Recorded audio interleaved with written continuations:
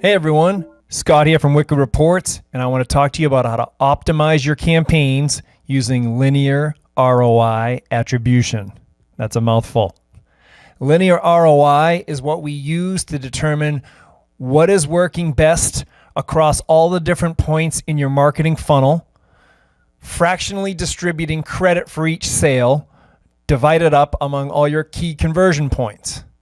So this model is going to reconcile against your sales for the day that have been sent to Wicked Reports via our shopping cart or payment integrations, or that you've zapped or HTTP posted or CSV'd into our ingestion system. It's a great model for seeing at a glance what's working or not working. And it also has a lot of extra fields so you can see, am I getting repeat customers from a particular campaign, and also finding out where in your funnel a campaign is working. So at a quick glance, you can determine that maybe you should optimize the campaign by either excluding or including your email list or cold traffic. And so I'm going to show you how to do that on this video. Additionally, we're going to show you how to dive into a specific campaign and optimize at the audience ad set level. This could be Facebook ad sets, this could be Google audiences, or whatever triggering criteria made your ad, the campaign and the ad show within the campaign. And then that's where a lot of the juicy optimizations can occur. So from the ROI report, you're going to want to choose linear ROI and then hit apply. And then that's going to pull up all your data. Pretty straightforward. From here, you're going to see all the detailed stats of every campaign. In particular, the most important one being ROI. Am I making more than I'm spending? But linear ROI has a lot of extra fields that are very valuable. For example, if you want to know which campaign's driving the most repeat customers, because retention is such an important thing, and getting multiple sales from a lead that you convert to a customer, super critical. Well, you can see here all customers are broken down by either new or repeat. So that's pretty helpful. So we can see here that this fourth campaign down has the most repeat customers. And then down here further, these ones have not done a great job of getting repeat customers. Of course, that's because this one's only been running for a couple of days, perhaps. What's a particularly nice feature, it's a lot of data, but that's why you're paying us, is way over to the right, the linear sales and revenue breakdown. So for each campaign, all the sales attributed, we're telling you how many came from first clicks, how many came from new leads, how many came from existing leads that reconverted, and how many last clicks.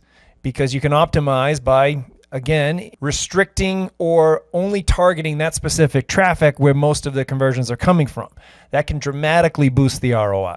So as I'm looking here, this second campaign, reading across, we have double the conversions of last click that we do from the top of the funnel. So one possible optimization here would be to only include warm traffic when you're targeting. Either they're already on your email list or they've already been enough recent visits, and then using this as a retargeting campaign. The first campaign, 204 first click sales, almost 100 more than any other conversion point. This would be amazing for top of the funnel. Now it's also doing some last clicks, but I would restrict and maybe see if we could double down on this at the very top of the funnel, because finding cold traffic campaigns is still the toughest thing to do to get those to ROI positive. So when you got them, double down. Here's another one, a lot of first click sales, almost double what the last click is, potentially only show this to top of the funnel. And so on and so forth. And then right here, you see there's not a lot of existing lead sales that reactivate. And so only some of our advertisers will be very interested in the existing lead reactivation. The people that have a multi-step funnel where there's back and forth with the lead, particularly booked sales calls. E-commerce, this would be if you have a huge email list and you're sending out a email, here opt in to get this special deal. That's when this might show a spike. And then you'd want to say, hey, this campaign is great for new leads that haven't converted in a certain amount of time, such as this one right here showing, looks like the most of this type of conversion. So this campaign would be great for that. So once you've done that optimization of what type of traffic you're going to target, Then we can further dig into the Campaign Explorer to see where we're going to move ad spend within that campaign. Because the idea is take the money that's not working and move it to where it is working. So let's go in here and just grab one of these. I'm going to take this campaign right here. I'm going to take a look at it.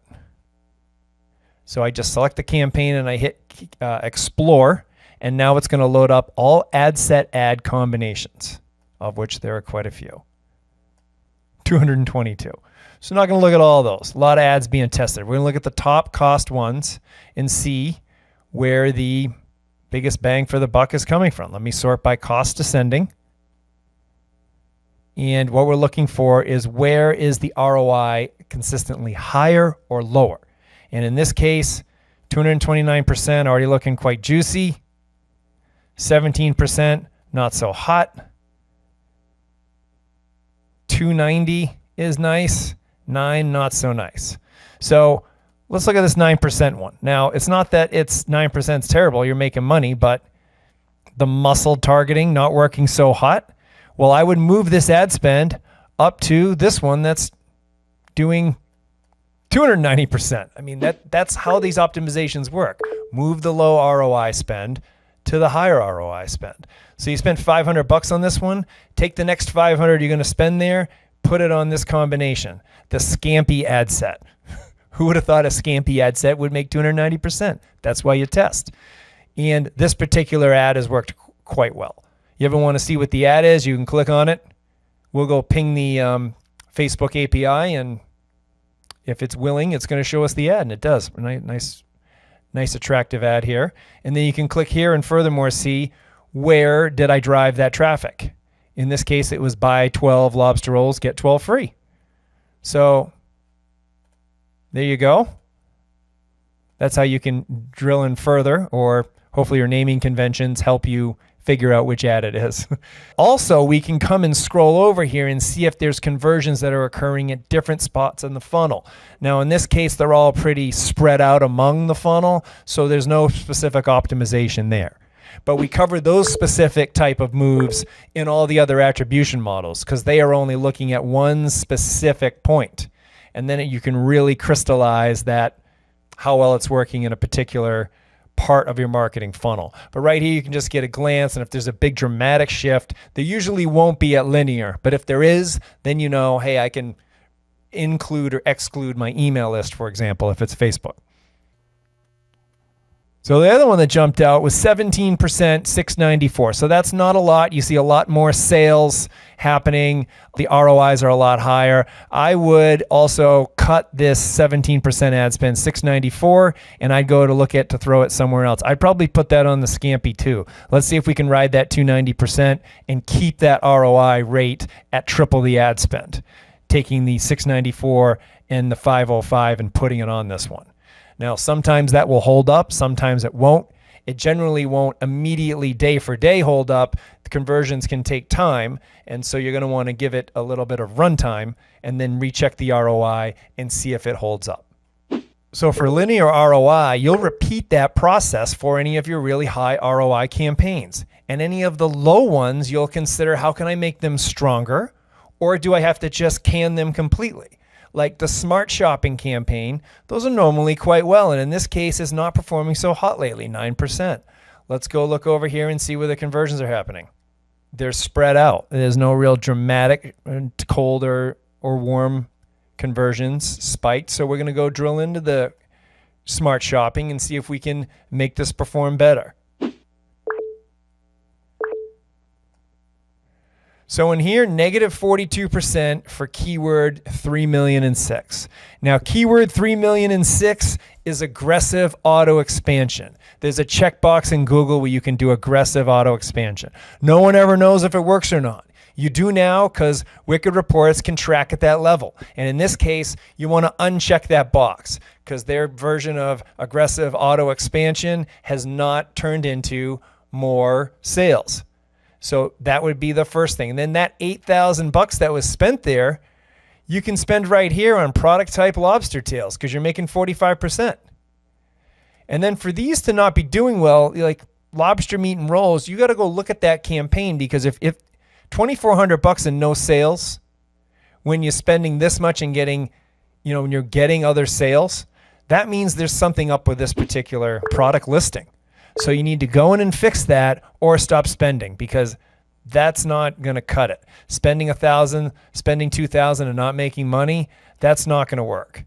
Now you come down here and you have other products that have made some. Now when you see $0 and you see sales, that's not a bug. That means the leads are buying, but you aren't spending on that particular product type anymore.